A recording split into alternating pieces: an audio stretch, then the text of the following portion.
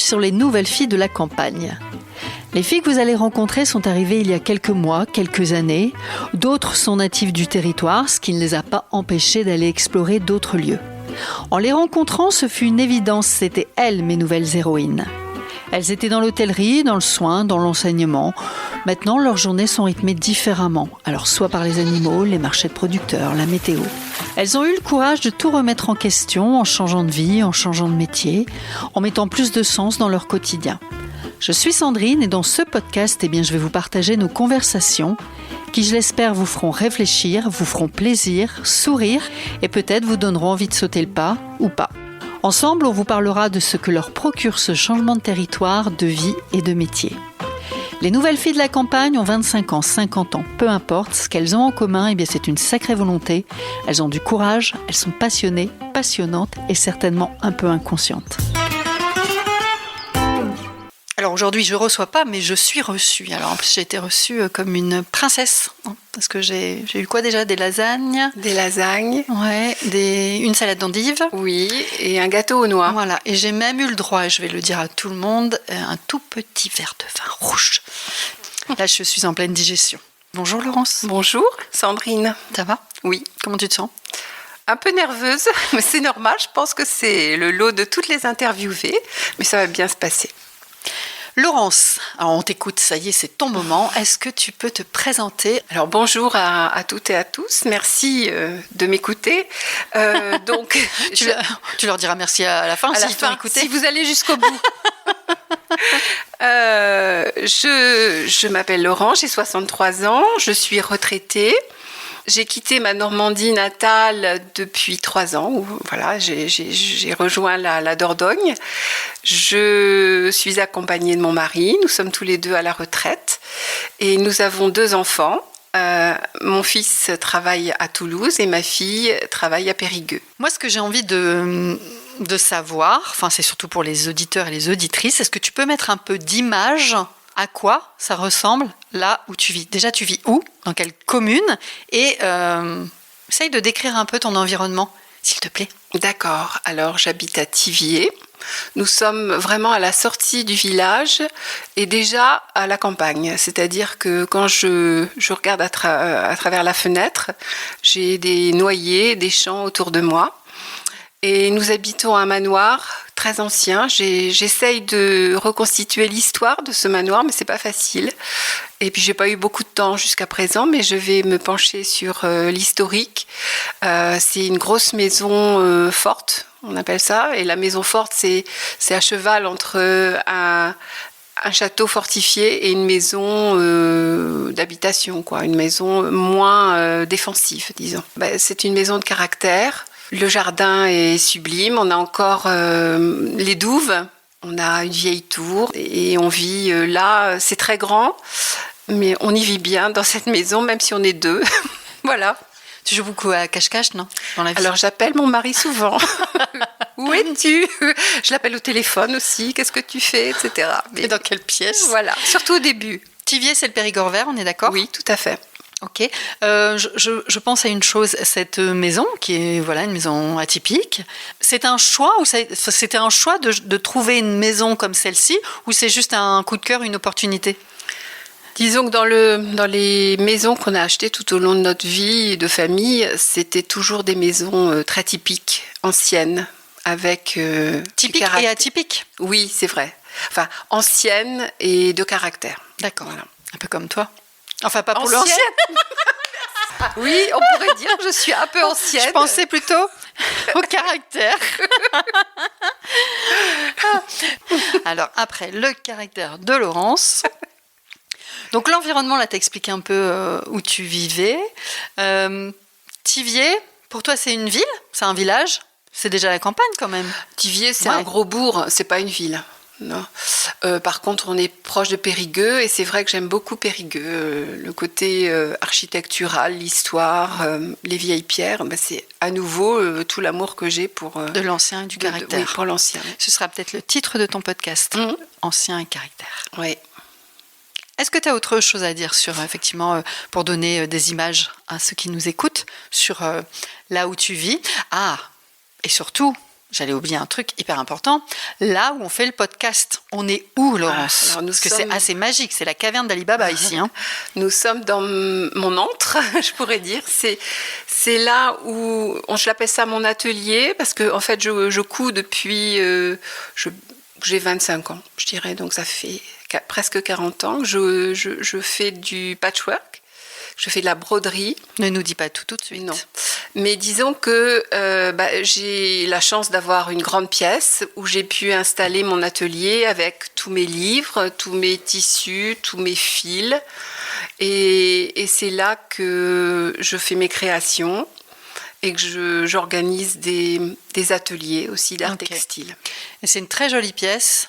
Ah, tu chines aussi des petites étagères ? Oui, je chine des petites étagères, les petites choses mignonnes, anciennes. J'adore l'art populaire.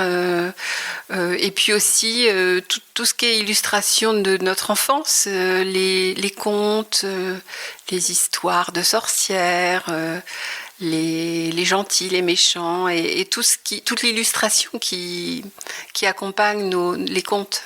Et donc ici, on est dans un atelier, donc il y a plein de tables aussi, plein de chaises, il y a même un divan, enfin une banquette. Oui. Il y a plein de choses accrochées au mur. Oui, il y a des patchworks au mur, il y a des broderies au mur, il y a des petits objets de collection. Et il y a plein de tissus rangés dans les cases. Oui. De toute façon, je ferai des photos pour que les gens puissent voir, mais c'est vraiment magique. Ok. Tu m'as dit que tu venais de la Normandie ? Oui. Quel coin ? Donc, je suis née au Havre. Ouais. Et j'ai fait mes études au Havre et j'ai bossé toute ma vie au Havre. Donc oui, j'ai vécu jusqu'à mes 60 ans en Normandie. Et je suis venue ici. C'était quand même une performance, j'ai l'impression, parce que j'ai décidé de changer. En une journée, j'ai arrêté de bosser alors que je bossais beaucoup. J'ai vendu ma maison et je suis venue ici. Ça fait un changement énorme. Et en plus, j'ai arrêté de bosser, donc c'est un changement de rythme. Et je m'imaginais avoir plus de mal à changer ou à m'adapter. Et en fait, ça s'est fait relativement facilement. Alors tu fais une très bonne transition, parce que la question suivante, c'était effectivement, moi j'ai envie de savoir, on a envie de savoir pourquoi ton mari et toi, vous avez eu envie de ce changement, et à cet âge-là aussi, c'est vrai que c'est une question à cet âge-là, quand tu as toute ta vie et toutes tes amis, ta famille, enfin toi, tes enfants étaient déjà ici, mais oui, ça peut être un gros changement. Alors pourquoi changer, et aussi pourquoi ici ? Donc il y a 2 questions dans une, madame. Le changement, c'était un besoin de calme, de se retrouver un peu personnellement. Parce que je bossais dans un lieu assez industrialisé, où le bruit, les nuisances de tout genre. Ton lieu de travail, hein ? Oui, mais ton lieu de fait, mon lieu d'habitation aussi, puisque j'étais pas très loin. Le bruit de la circulation, c'est important pour moi. Et je me suis dit, à la retraite, tu vas avoir du mal à supporter ça, à rester à la maison et avoir ces nuisances. Même si j'étais quand même dans un environnement privilégié, je trouve que le calme, c'est un luxe absolu. Oui, c'est vrai, c'est une belle phrase, ça. Ouais. Et donc, ici, on est au calme, à la fois dans la maison, dans le jardin aussi. Et c'est ce qu'on recherchait. Alors, ça faisait plusieurs années qu'on venait en vacances en Dordogne. On aimait beaucoup. On était tombés amoureux d'un village un peu plus au sud de la Dordogne, un village médiéval aussi qui s'appelle Ici-Jacques. Mais j'ai pas trouvé la maison qui me plaisait. Et donc, quand on est arrivé ici, cette maison nous a plu, mais on ne connaissait pas bien le Périgord vert. Et puis, ça a été une décision qu'on n'a pas regrettée. Tout de suite, ça a été la Dordogne. Il n'y avait pas d'autres régions à explorer avant de changer ? Oui, effectivement, on a exploré les bords de Loire. D'accord. Ça nous intéressait. Et moi, j'ai trouvé que les paysages n'étaient pas aussi jolis qu'ici. C'est quoi les paysages jolis ici ? J'aime beaucoup. Il y a un aspect vallonné ici que tu n'as pas en bord de Loire. C'est un peu plat. bien que ce soit joli, mais voilà, c'est un environnement, des jolis villages anciens, un côté médiéval. Les bords de Loire, c'est un peu plus 18, 19e siècle. Mais c'est plus rural ici et ça me plaît mieux.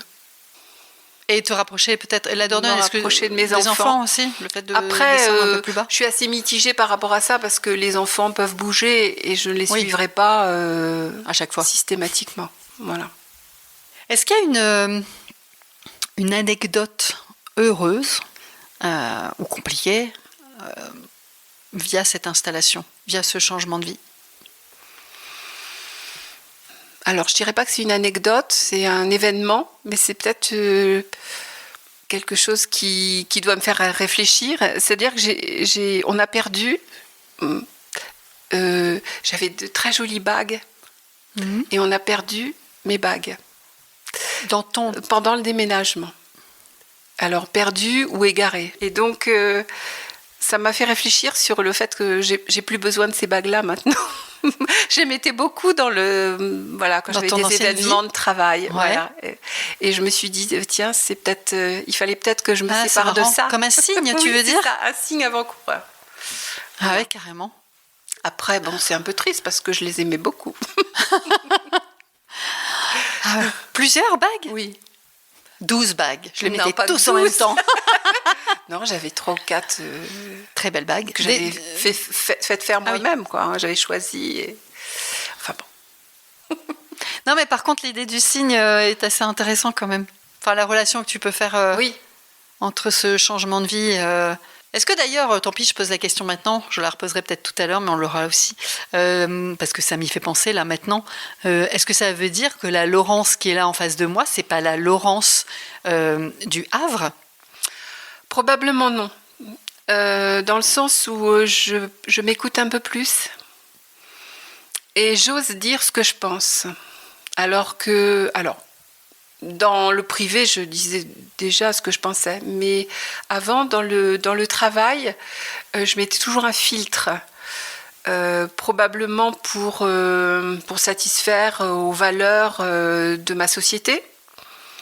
Mais c'est sûr que là, je me sens légitime pour dire ce que je pense. D'accord. À la fois en positif et en négatif. Est-ce que tu peux nous dire ce que tu faisais avant ? Alors, je suis entrée dans une compagnie pétrolière il y a plus de 30 ans. Et au cours de ma carrière, j'ai fait plein de métiers différents.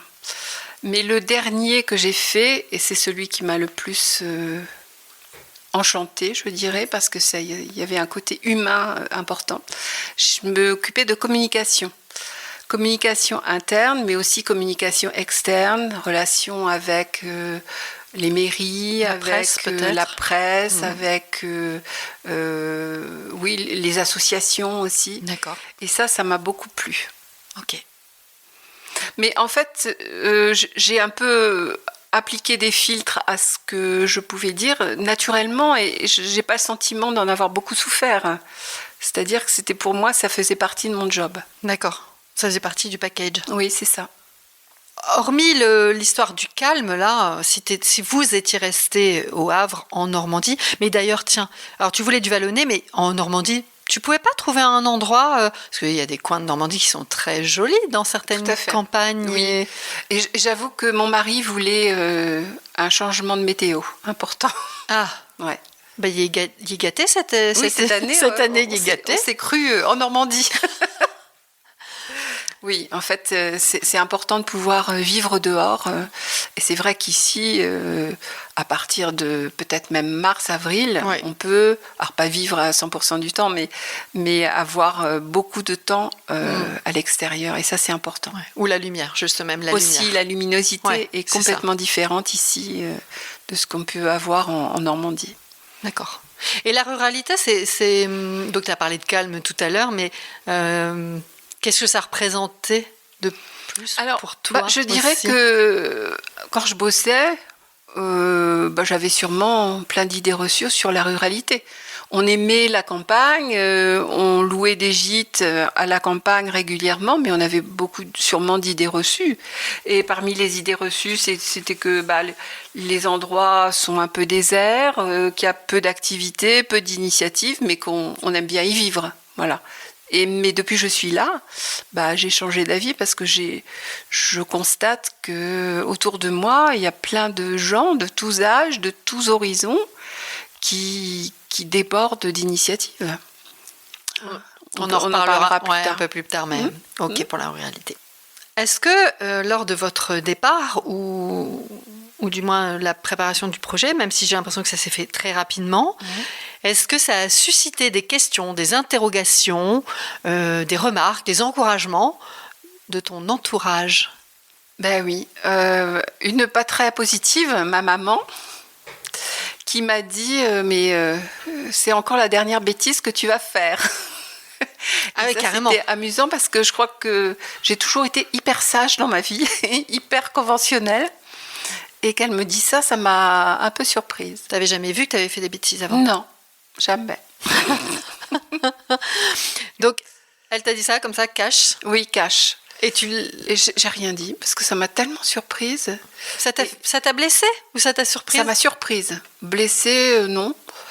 Et puis, bien maintenant, au jour le jour, c'est amusant parce que je lui envoie des photos, je lui explique ce que je fais, etc. Et là, elle m'a dit « Ah, j'aimerais bien que tu trouves un appartement pour moi à Thiviers. » Et je me suis dit « Tiens. » Et tu lui as pas dit « C'est encore une bêtise. » Non, c'est une vieille maman, donc j'essaie de l'aménager.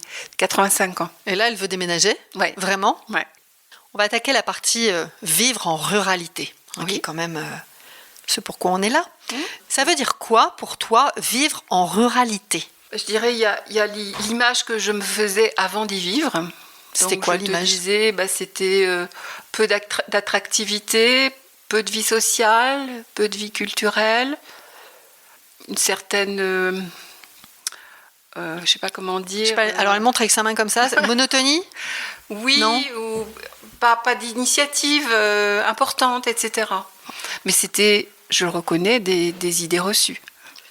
Et maintenant, ce que je peux constater, c'est un mode de vie. Je vois des gens qui essaient d'inventer un mode de vie beaucoup plus proche de la nature, dans le respect, récupérer les affaires, le recyclage, l'autosuffisance aussi. L'économie circulaire. Ouais, c'est ça, exactement. D'ailleurs, je pense à une chose, il y a quand même beaucoup il y a quand même beaucoup de nanas qui sont passées au micro, qui effectivement, dans leur motivation à s'installer en ruralité, il y avait cette dimension très écologique. Est-ce que c'était un des paramètres pour vous deux ou pas du tout? C'est pas un jugement, attention. Non, je pense que inconsciemment, c'était quelque chose que je recherchais. Intuitivement, oui, je recherchais ce genre de rapport entre personnes, ce genre de démarche un peu plus vertueuse, je dirais, un peu plus en ligne avec ce qu'on peut se permettre actuellement. Et les personnes qu'on voit qui sont très actives et qui dépensent une énergie folle pour essayer de trouver des nouveaux modèles d'activité, moi je leur tire mon chapeau parce que à ma petite échelle, j'essaie de respecter et d'aller dans ce sens, mais faire un choix de vie complet basé sur ça, moi j'admire énormément. T'as un exemple en tête pour les gens qui nous écoutent, parce que nous on vit dedans? Eh bien j'ai un exemple, un couple de jeunes trentenaires qui a décidé de vivre en autarcie et de cultiver sans aucun engrais, pesticide chimique. Et je vois qu'ils ont du mal, je vois qu'ils dépensent une énergie folle et qu'ils ont toujours une pêche et un sourire incroyable. Et moi, ça, j'admire ces démarches-là. Je me sens pas on se demande capable. Si nous, on aurait pu le faire à leur âge. Exactement, exactement. Et je pense que, en fait, la ruralité, c'est une idée moderne. C'est ce à quoi chacun doit tendre. C'est-à-dire limiter notre consommation la faire de manière beaucoup plus vertueuse. Respecter les saisons, respecter... ne plus uniformiser systématiquement, être à l'écoute des besoins d'une région, des besoins de tous, en fait, hein, et expérimenter des nouveaux modèles, en fait. Ouais, c'est bien ce que tu dis sur la modernité, comment tu as appelé ça? Comment ta phrase? La ruralité, c'est une idée moderne. Une idée moderne. Ouais. Ouais. Oui, parce que... moi maintenant j'assimile, j'ai connu la vie en ville. Oui.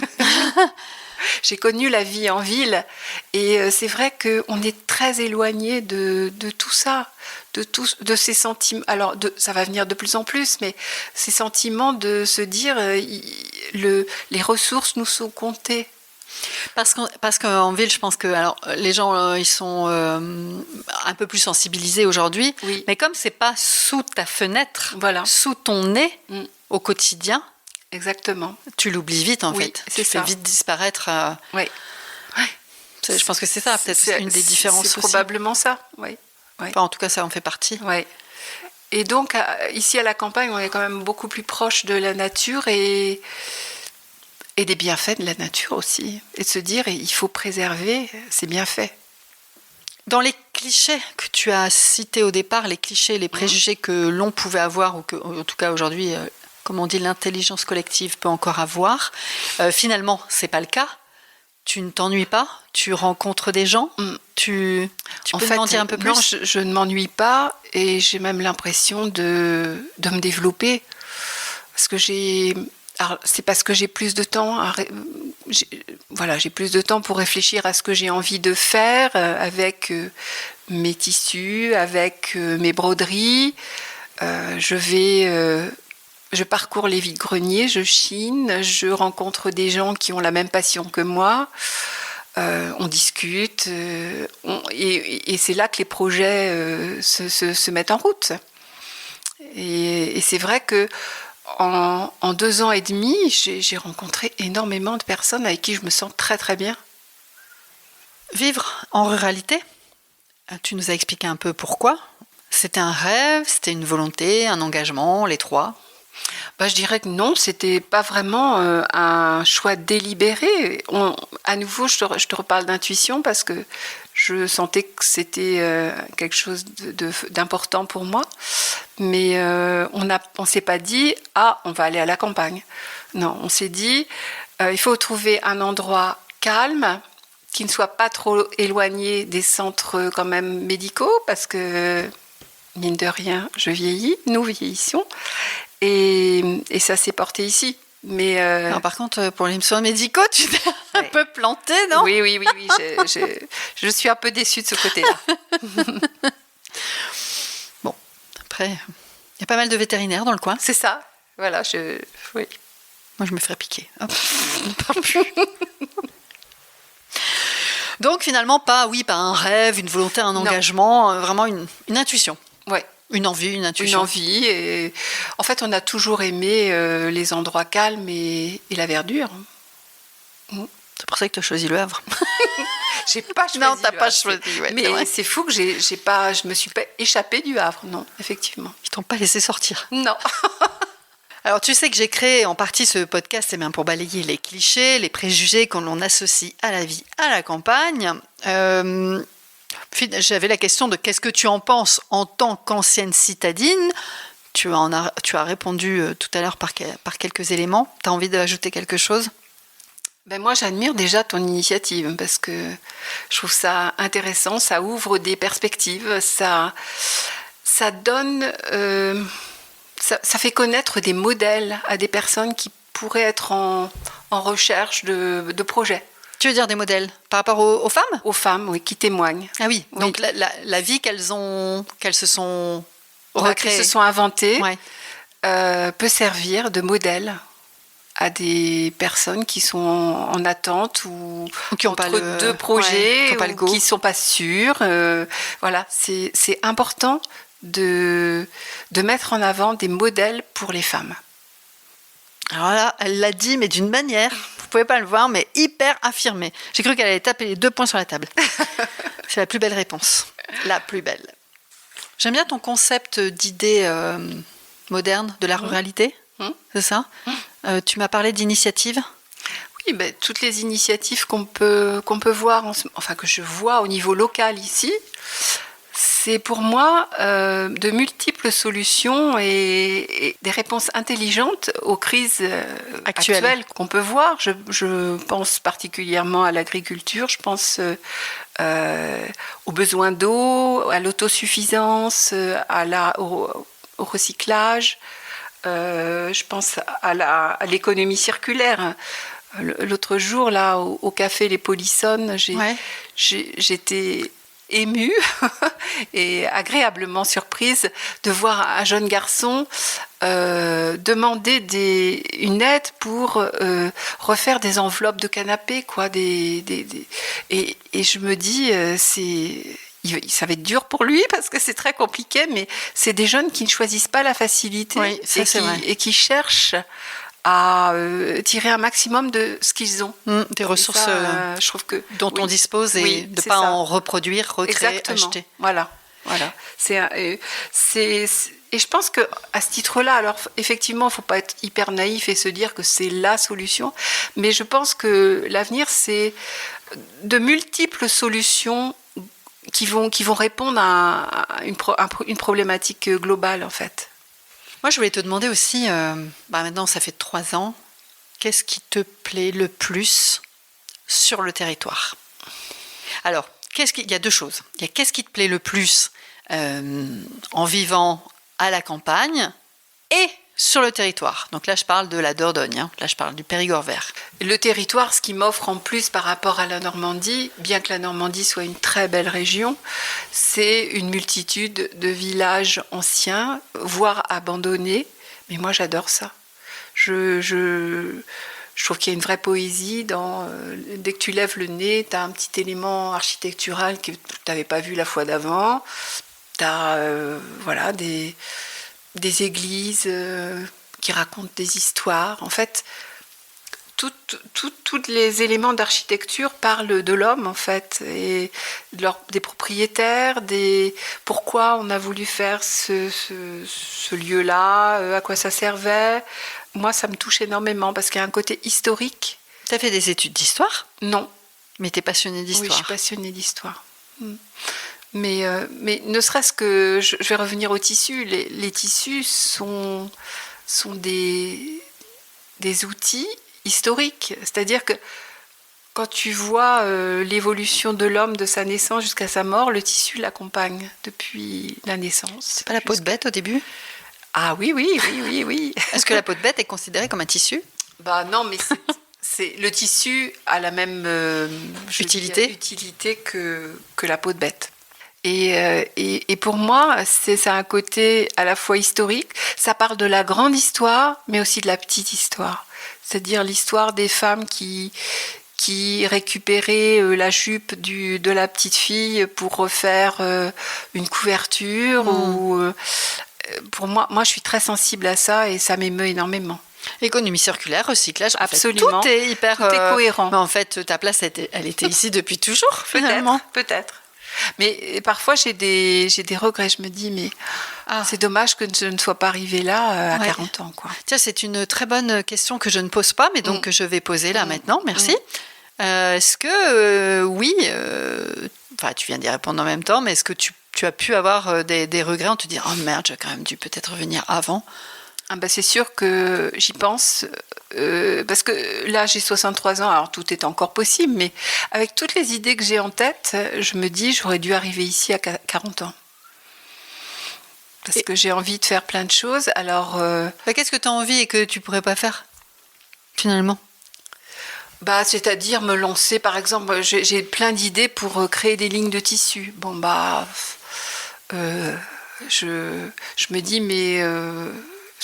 c'est pas parce que je manque d'énergie, c'est parce que surtout je me dis j'aurais pas tellement le temps de développer ça. Voilà.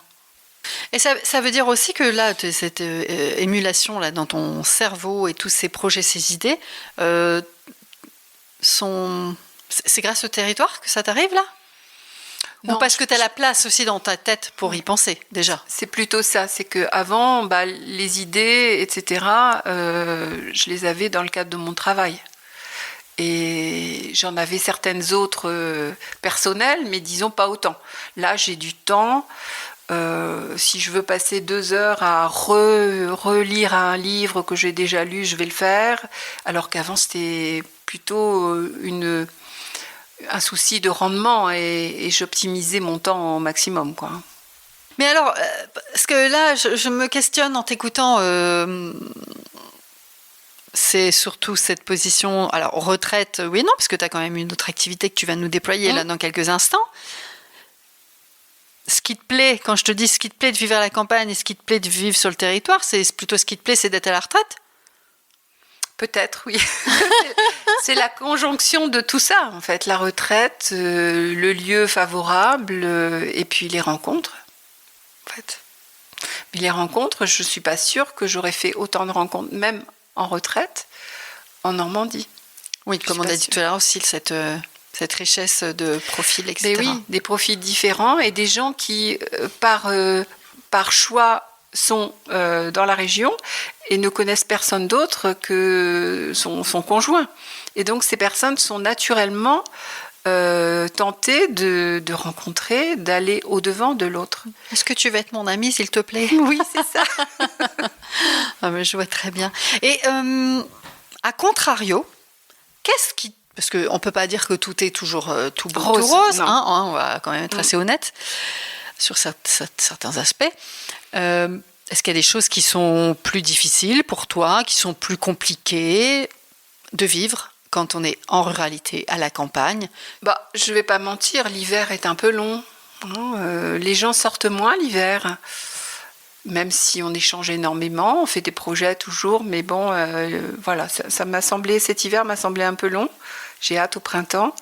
Et puis, je dirais que l'action publique est toujours un petit peu en berne. Qu'est-ce que tu appelles, toi, action publique? Action publique, c'est-à-dire favoriser l'implantation de médecins, faire que les gens qui sont sur ce territoire puissent être soignés correctement sans se déplacer à 1 heure de chez toi. Ça, c'est important pour moi. Voilà. Parce que je vieillis, parce que j'ai besoin de plus en plus... Alors, je ne suis pas malade, mais j'ai besoin d'examens médicaux. Et là, vraiment, je trouve que c'est un frein au développement d'une région. Oui, pour les campagnes. Absolument. En tout cas, ouais. Oui. Est-ce qu'une femme en ruralité, c'est différent d'être une femme en ville? Et si tu penses que oui, pourquoi? Alors, j'ai quelques exemples qui me feraient penser que c'est différent. Une femme en ville et une femme en ruralité, c'est côté incivilité, peut-être.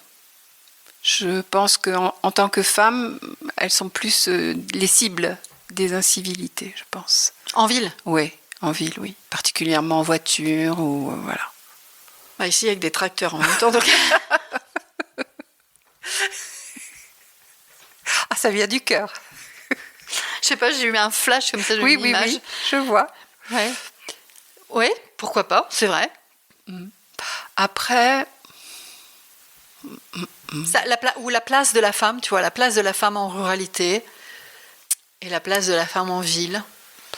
Je pense qu'il n'y a pas trop de différence dans le sens où dans les 2 cas, elles sont des femmes, des personnes qui font des choses. Les hommes, parfois, tu les trouves un peu dans les planificateurs, dans des jobs un peu... stratégiques. Oui, définition des grandes perspectives, des grandes orientations, etc. La vision. Oui, c'est ça. Vision 2024.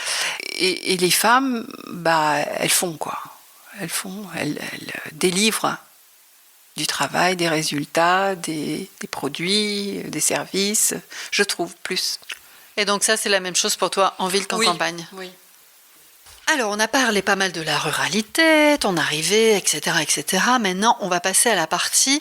Alors, j'ai noté activité, projet, passion. Comment tu as envie qu'on la qualifie? Je dirais qu'en premier lieu, c'est une passion. Qui est devenue qui est devenue une semi-activité puisque j'organise des stages d'art textile. Donc je vais expliciter un peu ce que c'est. Depuis toujours, je suis attirée, intéressée par les tissus anciens, pas anciens, les imprimés. Et j'ai commencé, j'avais 25 ans, à prendre des cours de patchwork. Alors, patchwork, j'ai regardé la définition. Technique de couture qui consiste à assembler plusieurs morceaux de tissu de taille, forme et couleurs différentes pour réaliser différents types d'ouvrages. C'est exact, madame ? C'est ça. C'est ça. En fait, c'est une technique de récupération de tissus qui existe. Il y en avait déjà dans les momies on est obligé de les récupérer en Égypte. On ne peut pas acheter du nouveau tissu? Si, on achète. Mais c'est un peu dévoyé. C'est-à-dire qu'acheter des nouveaux tissus pour les découper et refaire des patchwork, le fais. Ça n'a pas de sens, madame. Mais ça a moins de sens que la récupération. D'accord. Et tu allais dire dans la... Alors, oui, dans les momies, il y a eu on a retrouvé des éléments de patchwork de lin. Voilà, des tissus qui étaient assemblés ensemble pour faire des plus grandes pièces. Et donc, cette technique-là, elle existait depuis toujours. On a toujours eu besoin de récupérer des choses pas trop abîmées pour en refaire des neuves, des couvertures. Et en fait, lors de la migration de beaucoup d'Européens, des Anglais, des Suisses, etc., des Français aux États-Unis, ils ont apporté ces techniques-là. Et donc, ça s'est beaucoup développé aux États-Unis parce que la ressource était manquante, quoi. Les tissus étaient très chers, importés. Après, ils se sont mis à créer des usines, etc. Là, tu parles de quelle époque, là ? Alors, je dirais 1700 à peu près. Hein. Et en fait, le patchwork s'est développé beaucoup aux États-Unis, mais ça a été importé par les colons anglais, français, suisses, hollandais, etc., allemands aussi. Et donc, aux États-Unis, maintenant, on constate que c'est florissant. C'est un peu à la mode en France, c'est un peu à la mode... Il y a des courants, il y a des moments avec et voilà, sans. c'est ça. C'est un peu à la mode. Là, on est en haut, là ? On est en train de remonter, oui. Après... c'est plus du tout assimilé à une activité de bonne femme qui n'a rien à faire et qui passe son temps et qui occupe ses doigts. C'est plus, on parle plus d'un côté artistique, etc. Mais ce qu'il faut savoir, c'est que avant il y avait des patchwork utilitaires. Dans les colons, là, quand ils habitaient dans leur cabane en rondin, eh bien, ils mettaient des patchworks sur les murs pour isoler. Charles et Caroline. C'est ça, Madame Ingalls. La petite maison dans la prairie, c'est un peu ça. Et en fait, suivant la rudesse des hivers, on mettait un patch, 2 patchs, 3 patchs. Oui, alors elle a tendance à dire patch. Oui, c'est patchwork. Patchwork, c'est pas des patchs qu'on colle sur ses bras, parce qu'au début j'ai cru que c'était... Elle me parle de patch. Je me suis dit, elle a arrêté de fumer il y a pas longtemps. Oui, on mettait des patchworks, c'était des couvertures, et suivant la rudesse des hivers, on mettait sur les lits plusieurs couches. Et puis, ça faisait partie aussi de l'éducation des jeunes filles. Ah oui. C'est-à-dire qu'elles apprenaient dès l'âge de 12 ans à assembler, fabriquer sa couverture, à matelasser, etc. Jusqu'à finir pour faire leur patchwork de mariée. Et là, c'était de toute beauté. Et alors, donc c'est parce que tu as vécu dans une cabane en rondin quand tu étais petite que tu t'es mis au patchwork? Je ne sais pas pourquoi j'ai été attirée par ça. Charles, ça c'est Charles. Le tissu. Je pense que c'est le tissu. Je ne peux pas m'empêcher de toucher un tissu. Donc tu touches tous les gens que tu croises? Que des tissus naturels, attention. Non, ça m'intéresse. Je ne sais pas résister à un... Non, mais est-ce que tu sais d'où ça vient quand même? Pourquoi? T'as pas une anecdote, un truc, un souvenir? Je sais pas. Fais-toi hypnotiser pour remonter dans ton ancienne vie. Alors c'est amusant parce que j'ai fait pas mal de stages de développement personnel au travail et j'étais avec des hommes. C'était amusant parce que souvent le psychologue demandait mais si vous étiez un matériau, vous seriez quoi? Ah oui. Alors les hommes, c'était de l'acier, du béton, du bois et tout. Et moi, j'étais une pièce de lin. Et alors là, on me regardait avec des yeux incroyables. Déjà, c'est quoi? Oui, c'est ça. Et c'est pareil, quand je bossais, j'allais souvent, je prenais le train pour aller à Bruxelles. Je prenais le Thalys. Et le Thalys, eh bien, c'est bourré d'hommes d'affaires, donc Oui. avec leur portable, leur téléphone, etc. Et moi, je sortais mes petits bouts de tissu et je cousais. Et franchement, c'était amusant. Parfois, il y avait des hommes qui me posaient la question, mais qu'est-ce que vous faites, etc. Et d'autres qui me regardaient d'un air très dédaigneux quand même.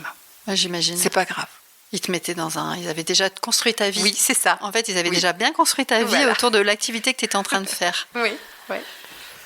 Bon, alors donc, passion du tissu. Oui. Tu m'as parlé de momies égyptiennes. Ensuite, on est passé par Charles Ingalls. Tu chines, tu collectionnes, tu transformes, donc depuis la nuit des temps, là. Oui, depuis toujours, oui. Et je prends des cours. Je prends des cours avec des artistes. Je suis allée en Angleterre plusieurs fois. Je suis allée à Paris parce qu'il y avait un grand magasin de patchwork qui n'existe plus d'ailleurs. T'as failli dire patch, là. Hein. T'as fait Oui, patch. j'ai failli dire patch. Elle a fait patch à work. Et il y a des salons aussi à Paris. Il y a Pour l'amour du fil, ça s'appelle, à Nantes. C'est beau, hein? Ouais, c'est beau. Il y a des expos aussi très intéressantes. Et ce qui est intéressant, c'est que ces constructions textiles, en fait, elles correspondent aussi à des phénomènes sociologiques, quoi. Il y a des courants. Il y a les Amish, par exemple. Les Amish, nous revenons. Elle me retouffait. Les Amish de mes Amish, les Amish. Les Amish créent des patchworks qui sont complètement différents de ce qui peuvent être faits ailleurs. Mais c'est vrai. Je vais te raconter une histoire incroyable. Non, alors là, j'en Enfin, peux plus. Là, je ne sais m'avais pas si vous dit qu'elle allait savez, me parler d'Amish. Les Amish, en fait, les hommes et les femmes s'habillent avec des vêtements, des tissus sans motif, moches, Ouais. unis. Et donc, leurs patchworks sont faits de tissus unis. Moche. Ils sont faits, ils sont pas faits pour être beaux parce que seul Dieu est beau selon leur croyance.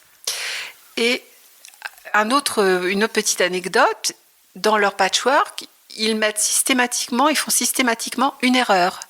Et on appelle ça le bloc de l'humilité, Ah oui. parce que seul Dieu est parfait. Et c'est plein de choses Donc, historiques. Oui, j'allais dire par le patchwork. Oui, tu touches à l'histoire. Tu touches à l'histoire, mais des communautés, mais aussi des histoires personnelles, ou par exemple des femmes qui faisaient des patchworks pour leurs défunts, pour mettre dans la tombe, etc., avec plein de significations sur leur vie, etc. C'est passionnant. Mais ce qu'il faut savoir, c'est que d'un endroit à un autre, le visuel, la réalisation est complètement différente. La technique? Technique, pas vraiment, Non. mais le rendu. Le rendu. Ouais. Par exemple, il y a eu un mouvement dans les années 1840 aux États-Unis, dans la région d'une ville qui s'appelle Baltimore. Oui. Il y a eu un boom économique incroyable, donc des gens qui se sont enrichis, très bourgeois, et les femmes s'ennuyaient. Et elles ont inventé une technique très, très pointue d'appliquer, de patchwork, et ça a duré 20 ans. Et, Technique d'appliquer, t'as dit? oui, appliquer, c'est-à-dire qu'on applique un bout de tissu sur un autre pour faire des motifs. Tu peux faire un oiseau, tu peux faire Ok. n'importe quoi, une maison. Ok. Et donc c'est curieux parce que ces patchworks-là s'appellent des Baltimore et maintenant sont très recherchés par les collectionneurs. Il y a des collections incroyables. Oui, j'allais dire. Alors, il y a des. Donc, tout à l'heure, t'as parlé d'art. Il y a des pièces de collection. Oui. Incroyables. Oui. Il y a des musées. Il y a des musées, surtout aux États-Unis. En Europe, il y en a un petit peu. Je suis allée au Pays de Galles où il y a un superbe musée du quilt, enfin du patchwork gallois. Oui. Parce que à nouveau, c'est une technique qu'on ne voit nulle part ailleurs. Mais c'est beaucoup plus développé aux États-Unis. Mais moi, j'ai une amie américaine qui, quand elle était jeune, en fait, ça se faisait beaucoup. Elle faisait du jardinage chez ses voisins. Ses voisins la payaient pour désherber leur jardin. Et elle gardait ces sous-là. Elle s'est acheté des patchworks à l'époque où ça n'était pas cher du tout. Et aujourd'hui, elle a une collection de plus de 500 patchworks. Entre 1820 et 1870, elle pourrait ouvrir un musée. Mais c'est sublime. Là, tu nous as appris pas mal de choses sur le patchwork, mais tu as la passion du tissu en général, pas que du patchwork. Tu fais aussi d'autres choses. Tu fais des créations, tu découpes, tu colles, tu couds. Oui, en fait, j'ai eu la chance de rencontrer une professeure d'art textile qui s'appelle Léa Stenzal. Et j'ai eu la chance d'aller prendre des cours avec elle. Elle habite à Joinville-le-Pont. Et elle m'a ouvert des horizons en termes de créativité. C'est-à-dire que pour elle, il n'y a pas de technique merveilleuse, il y a seulement ce que tu as envie de faire et fais-le sans te poser de questions. D'accord. Sans t'imposer de contraintes en disant ça va être moche, qu'est-ce que tu en penses ? En fait, voilà, elle a stimulé énormément ma créativité. Et donc à partir de là, les horizons se sont déverrouillés complètement. Et donc, j'ai commencé à me dire que je pouvais effectivement découper, recoller, broder avec des fils qui ne sont pas des fils à broder, sans problème. Travailler, là, je suis en train de travailler sur un sac à grains ancien. Qui a été raccommodé, et j'adore cette idée de raccommodage, ça apporte beaucoup de caractère. Et il a vécu ce tissu. Ouais, j'allais dire, il y a une histoire. Voilà, c'est ça, il a vécu, et donc ça me plaît énormément. Si on parle de ta passion, après du projet, comme notre amie Karina, on peut dire que ça se rapproche un peu de ces retraites tricot. Toi, c'est aussi tu fais venir des femmes, des hommes et des femmes peut-être, pour participer à des ateliers d'art textile ? Oui, c'est ça. En fait, au cours de ma vie, j'ai pris des cours avec beaucoup d'artistes. Et puis, quand je suis arrivée dans cette maison, j'avais pas une idée préconçue sur ce que j'allais faire. Je savais même pas si j'allais faire ça. Et puis, mon atelier a été installé. Et je me suis dit, mais c'est un endroit où je pourrais j'adore mettre en contact les gens. Créer des liens entre les gens, ça me plaît beaucoup. Comme le patchwork. Oui, mais tout est cohérent quand tu réfléchis un peu. En fait, t'es cohérente comme femme, quand même. Ça me fait plaisir de l'entendre. Mon mari ne dit pas la même chose. Au plus je t'écoute, au plus je me dis, tout est cohérent chez Laurence. Et donc, je me suis dit, je vais appeler mes contacts. Alors, c'est beaucoup d'anglaises, c'est des artistes anglaises. You speak English very well. Yes. Oh, t'as de la chance. Ouais. Et donc, je les ai contactées, je leur ai expliqué l'endroit où j'étais, ce que j'avais envie de faire, et elles m'ont dit oui tout de suite. Et donc, j'organise des ateliers d'art textile 3 ou 4 fois par an. Ça dure entre 3 et 6 jours. Et donc, elles viennent enseigner. Et plus qu'enseigner, c'est pas vraiment des techniques, c'est plus... développer la créativité. Voilà, c'est ça. Développer la créativité comme de chacune. Elles ont fait avec toi. Oui, tout à fait. Et donc, la première année, j'en ai fait... j'ai fait un atelier. Et j'avais une liste d'attente incroyable, parce qu'en fait, ce qui fait venir, c'est la région et l'artiste. Alors, j'allais te demander justement qu'est-ce qu'elles viennent chercher. En fait, qu'est-ce qu'ils ou qu'elles viennent chercher, parce que ça peut être ouvert aux hommes. Elles viennent chercher un art de vivre, de l'histoire française, la baguette de pain, la campagne, etc. Ça, c'est très porteur et c'est vendeur. Elles aiment ça. Elles viennent de partout dans le monde aussi. Alors, tu m'avais pas dit qu'il y avait une mamie de je ne sais plus quel âge qui vient des États-Unis. J'ai une dame de 86 ans qui est venue de Californie. Et j'ai des Australiennes, des Anglaises aussi, et puis quelques locales, quelques Françaises. Oui, j'allais dire, tu as des Françaises quand même. Oui, j'ai des Françaises, oui. Donc en fait, comment ça se passe sur 3-4 jours. C'est bien, Laurence, elle pose la question. C'est très bien, parfait. Vas-y, Laurence. Eh bien, mon mari... Alors, Ce projet-là, il n'aurait pas pu exister si j'avais été seule à le construire. Parce que c'est vrai que quand tout le monde est là, on peut être une dizaine autour de la table. Il faut que mon mari soit OK, quoi. Il faut qu'il y ait quelqu'un qui serve. Voilà. Le café, c'est ça. les potatoes. Face aussi, l'ambiance apporte un petit élément exotique. Le seul homme du groupe. Le seul homme. Le pauvre. Et en fait, mon mari fait à manger. C'est lui qui s'occupe de la nourriture. Alors effectivement, ça se prépare longtemps à l'avance parce que ça dure 6 jours. On est parfois 12 matin, midi et soir. C'est une sacrée logistique. C'est sportif, oui. C'est une logistique en termes de courses, en termes de planification, programme de repas, etc. Et ce que j'aime bien faire aussi, c'est par exemple sur un stage de 5 jours, j'ai 4 jours de stage et une journée libre. Et là, je leur fais découvrir la région. Périgueux? Non, pas vraiment. Il y a eu, la dernière fois, c'était Saint-Jean-de-Caules, Brantôme. Il faut que tu ailles à Hautefort. Oui, je les ai emmenés visiter le château de Hautefort. Ségur-le-Château? Oui, Ségur, c'est la prochaine destination. Ah non, mais c'est infini, on peut faire plein de choses. J'ai plein d'idées.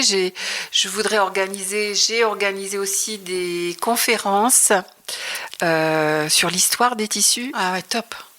Très, très intéressantes. Ici, sur le territoire? Oui. Prochaine fois, tu m'invites? Oui, si tu veux. Est-ce que tu as une petite anecdote heureuse ou rigolote sur tes séjours, à part notre américaine de 86 ans? Alors, j'avoue que parfois, ça me stresse un peu. J'ai toujours peur qu'elle se blesse. Donc, Qu'elle se blesse? Tu sais, ici, c'est une maison où il y a des petites marches où le sol n'est pas tellement régulier. Les douves. Et tout ça. Douves. Attention, il y a des endroits dangereux. Donc, je fais toujours un petit truc sécurité avant. Où se trouve... Parce qu'on est Comme dans l'avion, oui, c'est ça. Alors, où se trouvent les extincteurs voilà, les voies de sortie. Mais non, mais je suis très sensible à ça et voilà, j'ai toujours peur qu'elle se fasse mal. Parce qu'elles ont toutes 86 ans? Non, il y a des très jeunes, Parce que c'est ça qui est intéressant, c'est que ça attire une multitude de personnes de profils complètement différents. Et en fait, ça a une dimension, je dirais, socioculturelle qui dépasse les ouvrages de dames. Voilà. D'accord. Ouvrage de dame. Mais oui, tu vois, les trucs des années 50, modes et travaux, etc. Ce que tu faisais dans le Thalys, quand les hommes te regardaient, fais de l'ouvrage de dame. Ils ne s'étaient pas imaginé que tu étais une businesswoman. Toutes ces femmes, ou ces hommes, je fais un appel aux hommes, là, les hommes venez, mais toutes ces femmes qui sont venues de partout dans le monde, mais comment elles savent que Laurence a cette activité ici, à Thiviers, dans sa chouette maison? Alors, par deux créneaux, deux canaux différents. Il y a déjà les artistes qui, elles, disent si vous voulez me rejoindre, je serai au manoir aux écureuils. On appelle ça le manoir aux écureuils. Oui, c'est vrai. D'ailleurs, le compte Instagram, c'est le manoir aux écureuils. Et puis, il y a effectivement mon compte Instagram sur lequel je publie les cours. Et j'ai un site internet que ma fille m'a créé. Ma fille est graphic designer. Et donc, elle m'aide beaucoup dans tout ce qui est communication sur le web. D'accord. Voilà. Est-ce que tu as rencontré une difficulté ou est-ce que tu as fait une erreur? Enfin, je ne sais pas si on peut appeler ça erreur, j'aime pas trop, mais difficulté ou erreur par rapport à ce projet? Et que tu as appris de cette erreur, de cette difficulté, et tu as envie d'en reparler et partager, à part les petites marches où elles peuvent tomber? Peut-être qu'au départ, on veut faire au niveau nourriture, on veut faire local, frais et bio. On a beaucoup de végétariennes, donc ça, comme c'est pas notre métier de base, on a un peu plus de difficulté à faire ça. Élaborer en tout cas le menu de la semaine qui avec correspondent à tout le monde et pas faire plusieurs menus par repas, quoi. Donc ça, c'est une petite difficulté. Puis c'est pas canard, foie gras, matin, midi et soir. Alors, il y a foie gras, effectivement. Le premier soir, on fait une sorte de buffet pour que tout le monde se rencontre et se connaisse. C'est très sympa. Et il y a une super ambiance. Il y a de l'alcool ou pas? Ah oui, il y a de l'alcool. Alors, j'ai la chance d'avoir amené avec moi de Normandie une boisson infernale. C'est un mélange entre du calva et de la gelée de pomme. Oula. Et donc, on mélange ça et on met au congélateur. Ça fait une gelée très fraîche. C'est le trou normand. C'est un trou normand, mais amélioré. Ça passe mieux pour les femmes parce que c'est moins fort qu'un calva pur. Et donc, dès qu'on sert ça, en plein milieu du repas, aussitôt l'ambiance se déchaîne. Et tous les soirs, maintenant, les stagiaires, elles demandent à Jean-François D'accord. sa boisson magique. C'est un peu la potion magique. Ça sera ta marque de fabrique, Oui, peut-être. ton identité. Ouais. Difficulté, cette histoire peut-être de préparation de repas préparation pour que des tout repas. le monde puisse... Parce qu'on veut que ce soit varié, on veut que ce soit bon. Et les premiers jours, on a préparé plein de choses à l'avance. Et après, moi, Jean-François, il aime bien être tout seul dans sa cuisine. Donc moi, je suis au stage, donc je ne peux pas l'aider. Donc à la fin, c'est un peu compliqué. Il faudrait peut-être qu'il se fasse aider. Là, on a trouvé une solution. Ce déclic de projet, en tout cas de passion, devienne un projet, elle est arrivée ici, tu l'as dit au début, grâce à cette maison finalement, celle qui t'a ouvert les yeux. Oui, absolument. C'est beau ce que je dis. C'est beau, c'est philosophique. Ah, j'aime bien. Bon, eh bien, moi j'ai envie de savoir ce dont tu es le plus fier aujourd'hui ou la plus heureuse dans la globalité de ce changement de vie, pas uniquement dans ton projet, on va dire, semi-professionnel, artistique. Je crois, alors c'est un message assez égoïste, mais je pense que je suis enfin alignée, où je me rapproche au plus de ma vraie personne, ici. De Laurence. Oui. C'est un petit peu ce qu'on s'est dit au début. Ouais, et là, tu raccroches à la fin. Ouais. La boucle est bouclée. La boucle est bouclée. On dit que des belles phrases dans ce podcast. Pourquoi tu me dis ça ? Parce que j'ai le sentiment d'avoir apposé un filtre sur ma vie d'avant. Et que là, ce filtre est en train de partir doucement, parce qu'il n'y a pas de heurts, il n'y a pas de choc. Mais oui, j'ai vraiment le sentiment d'être alignée avec ce que je veux être. Et ça, c'est grâce à quoi ? Ou grâce à qui ? Du fait que j'ai acquis une maturité, j'ai appris à me connaître probablement. Et puis le fait que je suis dans un environnement qui me plaît, que j'ai choisi et qui me correspond. Oh, tu me fais dire des trucs incroyables. Le fait d'être venu vivre en ruralité, en campagne, sur ce nouveau territoire, et d'avoir pu enfin réaliser... Enfin, c'est pas vraiment toi réaliser un rêve, puisque c'est arrivé ici, ça t'a sauté aux yeux, transformé en tout cas ta passion. Est-ce que ça t'a changé ?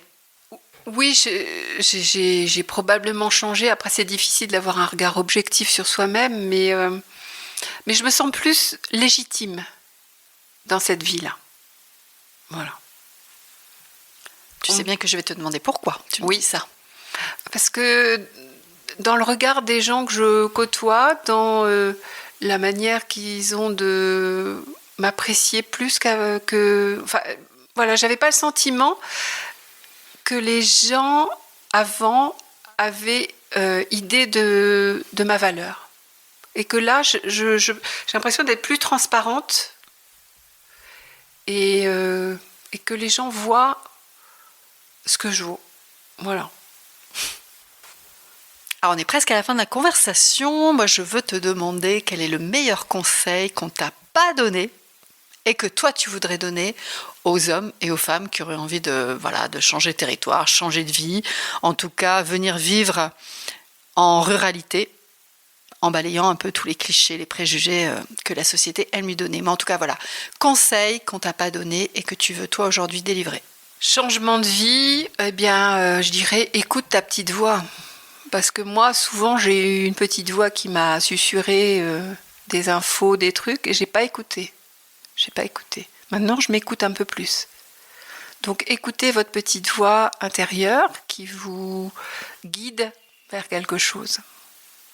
Après, ça ne veut pas dire que ce sera un succès franc, mais au moins, rester aligné avec vos valeurs et vos besoins personnels. Les besoins, c'est important. Ouais. Ça marche, merci. Est-ce que tu as une femme en tête qui pourrait prendre la parole sur ce podcast? Il me semble que tu en as une jeune. Ah non? oui, j'ai rencontré la semaine dernière une jeune fille qui est anglaise, qui a dû faire ses études en France parce qu'elle parle français sans accent. Elle habite à Ségur-le-Château, elle a un parcours assez intéressant, elle a une petite trentaine, je pense. Elle est en train de restaurer une maison du XVe siècle à Ségur-le-Château. Et elle est intéressante parce qu'elle a eu un parcours atypique. À 18 ans, elle a quitté le cocon familial pour aller faire jeune fille au pair au Pérou. C'est pas banal. Et puis après, elle a eu d'autres petites escapades dans le monde. Elle a déjà, à 30 ans, je pense qu'elle a vécu pas mal de choses intéressantes et elle a une certaine maturité. Et cette jeune fille restaure donc cette maison ancienne qui a un caractère et un charme fou à Ségur, et elle va ouvrir un salon de thé et des chambres d'hôtes. C'est ce que tu me disais, c'était surtout qu'elle a fait le choix délibéré de revenir vivre Absolument. en ruralité. Elle a rencontré et vu un tas d'endroits. Bah oui, d'endroits. Et délibérément, elle est revenue à Ségur-le-Château. Très bien. Eh bien, j'attends. Donc elle t'expliquera les raisons. J'attends son 06. Oui. On va résumer. Ce sera vraiment les trois dernières questions. Qu'est-ce que tu as gagné en changeant de vie, de territoire? Paradoxalement, ce territoire, ce changement de vie m'apporte un changement personnel, alors que je pensais que ma personnalité était immuable et que je ne changerais pas. J'ai appris à m'écouter et à être fière de moi. Qu'est-ce que ce serait le message que tu voudrais passer sur le nouveau visage de la ruralité? À nouveau, cette idée de modernité m'a sauté aux yeux. Quand j'ai un peu réfléchi sur comment j'allais discuter et puis orienter ce podcast avec toi, c'est une idée qui m'est apparue évidente, c'est-à-dire les valeurs qui sont véhiculées dans toutes les initiatives que je vois sont des valeurs d'avenir et qui sont très modernes et qui peuvent répondre aux problématiques qu'on a actuellement. Donc j'encourage chacun à continuer et je reconnais toute l'énergie et la perspicacité qu'il faut pour continuer, puisque les obstacles sont quand même importants. C'est pas facile pour eux. Et on encourage les nouvelles familles à nous rejoindre. Absolument. Avec des jeunes enfants. Mais il faut aussi que l'action publique soit au rendez-vous. Carrément. C'est-à-dire des infrastructures pédagogiques, médicales, on en a parlé. De la mobilité. Et de la mobilité, possibilité des transports en commun plus faciles. Et tout ça reste à développer. Et j'espère que nos acteurs locaux, nos politiques locaux écoutent ces besoins et ont la vision de l'avenir, parce que sans eux, toutes les initiatives personnelles peuvent avoir lieu, mais sans un grand développement. Imagine, j'invite ta famille, tes enfants, tes proches autour de la table. Qu'est-ce qu'ils te disent à ton avis? Ah, ma fille, elle va me dire « Bravo, maman ». Oui. Puis en plus, elle m'aide beaucoup et ça nous a beaucoup rapprochés d'avoir cette activité en commun. Et oui, ma fille, elle me dirait « Bravo, maman ». Mon fils, c'est un peu plus taiseux, je dirais, donc je ne sais pas trop ce qu'il me dirait. Et mon mari est très fier. Il est très fier. Et voilà, mon frère aussi. Enfin, Et ta maman a décidé de te rejoindre? Maman a décidé de me rejoindre et là, c'est incroyable. Par contre, ce que tu ne sais pas encore, c'est qu'elle va venir vivre avec toi. Non, je crois pas. Non. Une phrase, un mot pour la fin, Laurence. Comment tu veux clôturer notre conversation? Je te laisse le choix. Et c'est pas le plus facile. Non. C'est pour ça que je te le laisse. Il y a un mot, c'est merci. Merci à la vie, merci à l'environnement, merci à toi. Merci à toutes les personnes qui m'ont raconté leur histoire et qui m'ont beaucoup touchée. Voilà. Eh bien, merci Laurence, merci beaucoup. Merci de m'avoir accueilli dans ton lieu. Je vais faire des photos là pour montrer ça à tout le monde. Bonne journée. Merci.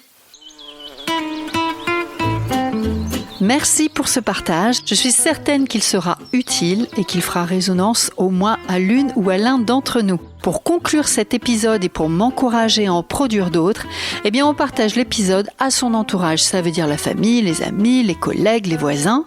Et le Graal, ça serait d'aller mettre des étoiles et des commentaires sympathiques sur Apple Podcast et Spotify. Abonnez-vous à la chaîne de podcast pour être informé puis pour recevoir facilement les nouveaux épisodes. Vous pouvez me retrouver sur les réseaux sociaux des Nouvelles Filles de la Campagne, Instagram, Facebook, LinkedIn, j'en passe et des meilleurs. Et si vous aussi, vous avez des filles en tête, des femmes, des nanas qui pourraient partager leur histoire, n'hésitez pas à me contacter sur les Nouvelles Filles de la Campagne @gmail.com. Si vous avez envie d'échanger avec les Nouvelles Filles de la Campagne, sachez que je mettrai leurs coordonnées dans les descriptifs du podcast. Je vous souhaite une bonne journée, une belle soirée et je vous dis à bientôt. Merci.